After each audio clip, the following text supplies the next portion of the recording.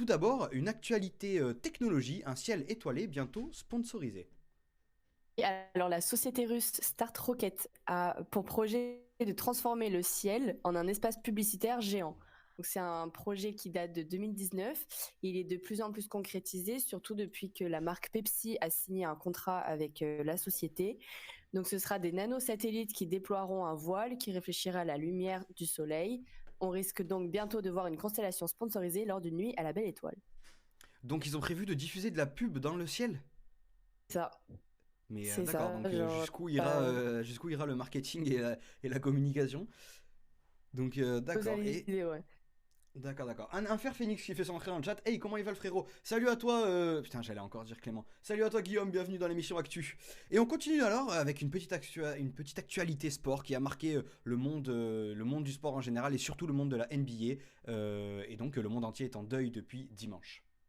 Donc, on pouvait pas passer à la rubrique sport sans parler de l'accident d'hélicoptère qui a tué Kobe Bryant et sa fille et les 9 autres passagers à bord de l'hélicoptère dimanche dernier. La légende des Lakers a été sujet d'un hommage international rendu par tous les types de personnalités. Paix à son âme. Oui, bien sûr, penser à Kobe Bryant, à sa famille, à ses filles, etc. Surtout à tous les fans de basket qui j'ai un peu vu sur Twitter, etc. Je pense que tout le monde a vu. Et franchement, même moi je suivais pas forcément le basket, tu vois. Et je connaissais Kobe Bryant un peu voilà, parce que c'est une légende du basket, etc. Et vraiment, moi, ça m'a touché plus les réactions des gens, en fait. Vraiment, les gens avaient l'air vraiment tellement au bout. Par exemple, là, Faire Phoenix dans le chat qui nous dit RIP Kobe. Je pense que ça a vraiment touché les gens et c'était vraiment un truc qui en fait, je crois qu'il a, enfin, en fait, je peux pas vraiment parler de lui parce que je le connais pas vraiment, mais j'ai l'impression qu'il a vraiment marqué plus que la NBA, quoi. C'est vraiment, il a marqué le sport, puis il a marqué la NBA plus que dans son jeu, il a marqué vraiment d'une manière générale et dans le monde entier. Et je sais pas, par exemple, toi, Axel ou Lucie, enfin, Lucie, je sais pas si tu suis forcément la NBA, mais en tout cas, je sais pas si vous, ça vous a touché, mais moi, en tout cas, j'ai été vraiment touché par la Moi, je réaction. suis. Dis-moi. Pardon.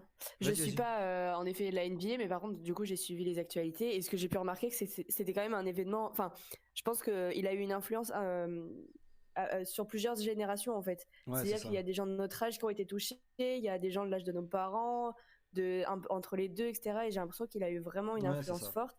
Et dans tous les domaines, il y a eu des acteurs qui ont été touchés, des sportifs, des jeunes, des étudiants. Enfin, comme tu dis, c'était Ouais, c'est ça. plus que les gens du Il sport, a quoi. vraiment touché plusieurs générations et plusieurs sports et vraiment même pas que les États-Unis et le monde entier quoi. Et oui, et effectivement, moi j'ai vraiment été touché par cette histoire. Et d'ailleurs, comme tu l'as dit, petit détail aussi, pensez aux familles aussi de tous ceux qui étaient dans l'hélicoptère parce que bon, certes il y avait Kobe Bryant et sa fille, il y avait aussi d'autres personnes, etc. Donc malheureusement, toutes nos condoléances à tous les gens qui étaient aussi dans cet hélicoptère. On continue avec la politique et le coronavirus, la Malaisie et la Mongolie, les premiers pays à prendre des mesures drastiques.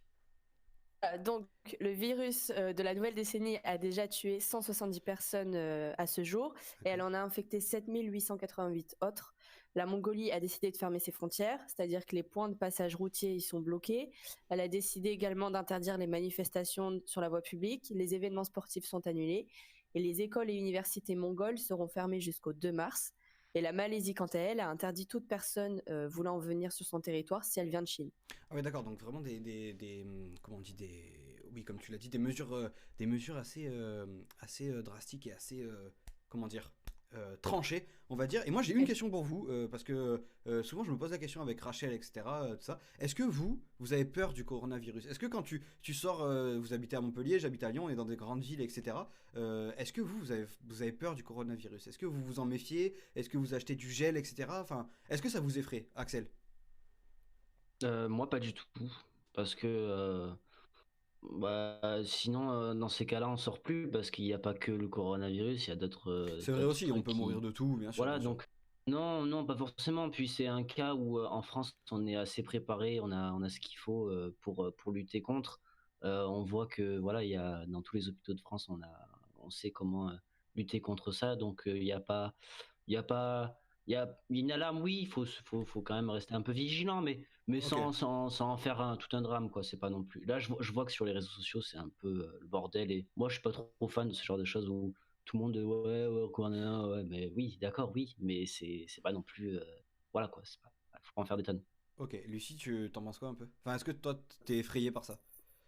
Bah alors, effrayée, je fais pas non plus des crises d'angoisse toutes les 5 minutes. Mais par contre, oui, enfin, c'est quand même un virus qui est là. On l'a découvert il y a peut-être 2, 3 semaines. Il a fait plus de 170 morts. Et dans le sens où ça se contamine hyper vite. Et c'est-à-dire que j'avais lu qu'en fait, on pouvait attraper le virus, mais on s'en rendait compte que 2 semaines après.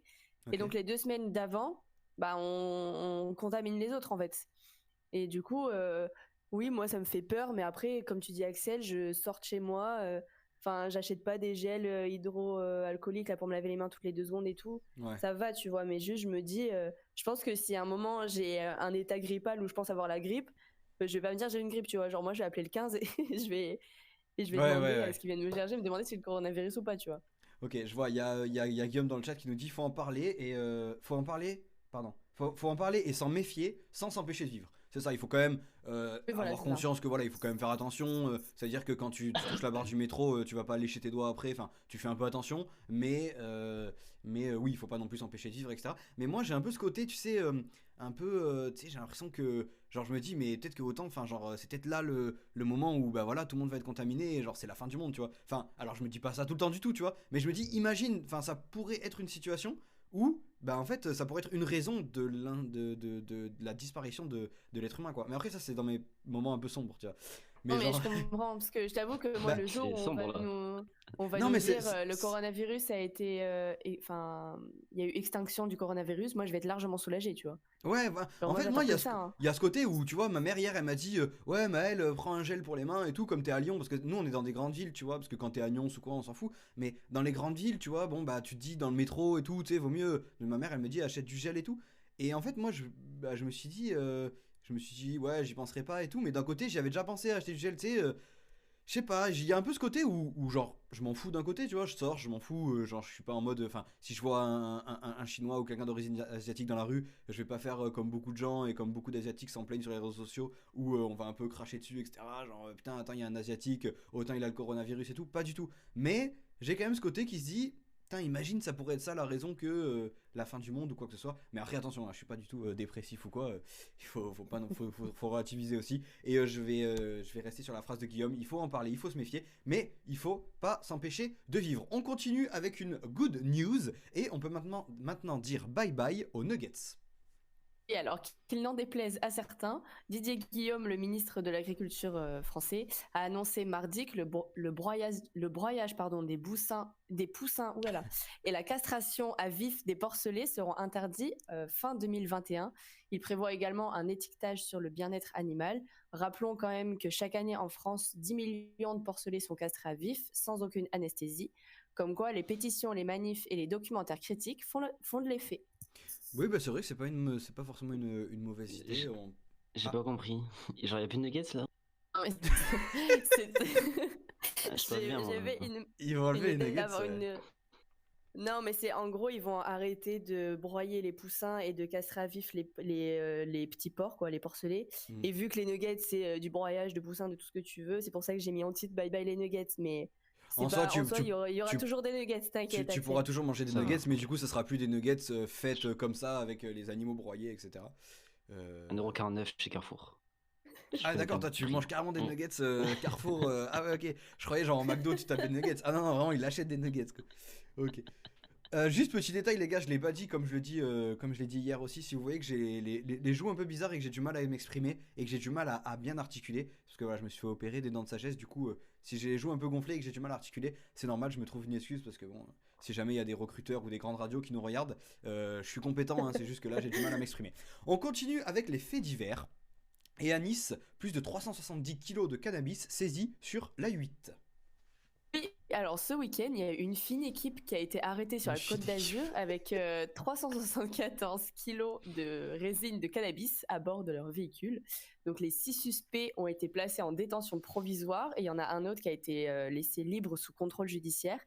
Ils ont été mis en examen pour importation stupéfiant en bande organisée et ils encourent 7,5 millions d'euros d'amende et 30 ans de réclusion criminelle. D'accord. Donc c'est quand même fou, quoi. Et on termine ce petit flash info sur un. Le saviez-vous? Un volcan en Indonésie produit des flammes bleues et vous avez l'image à l'écran. Alors, Désolée de te décevoir, mais moi, en tout cas, l'image que je vois, c'est celle de Kobe Bryant. Moi Ah, aussi. ok, super. Ça a changé. Donc, pardon. Le volcan. Donc oui, en fait, c'est un phénomène qui est hyper rare et qui s'opère au fin fond de l'Indonésie, sur le volcan de Kawayan, qu'on trouve sur l'île de Java. Et en fait, le volcan, il est entouré du plus grand lac d'acide de la planète. Et en Putain. fait, ce qu'on peut voir sur la photo, tout ce qui est bleu, à première vue, on pourrait considérer que c'est limite des vagues ou de la lave. Et en fait, ce bleu, c'est pas de la lave, mais c'est bien des flammes parce que c'est une réaction chimique qui se réalise lorsque le soufre brûle. Et ces photos-là ont été prises par Olivier Grunwald. C'est un photographe de la nature qui a fait un reportage sur ce volcan-là. Et donc normalement, bon, on n'est pas autorisé avec les droits, mais bon, c'est pas bien grave. Ok, Mais si vous l'avoue. donnez, si vous mettez le nom sur internet avec le nom du volcan, vous pourrez trouver toutes les photos sur Google. Et je trouvais ça vraiment, enfin, assez impressionnant quand même, parce que pour Bah, moi, c'est j'ai quand même impressionnant. l'image d'un Alors, volcan où c'est orange. bah là, du coup, vous avez l'image avec les flammes bleues, effectivement. Et Tutur qui nous dit, ah oui, d'ailleurs, Tutur, on t'a pas dit bonjour, mais bienvenue à toi, Tutur.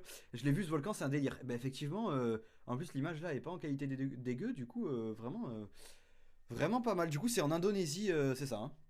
Ouais, sur une île d'Indonésie, il y a un volcan qui fait des flammes bleues, parce que il y a du soufre et quand ça brûle, ça fait des flammes bleues. D'accord, donc un phénomène Donc naturel voilà. assez impressionnant.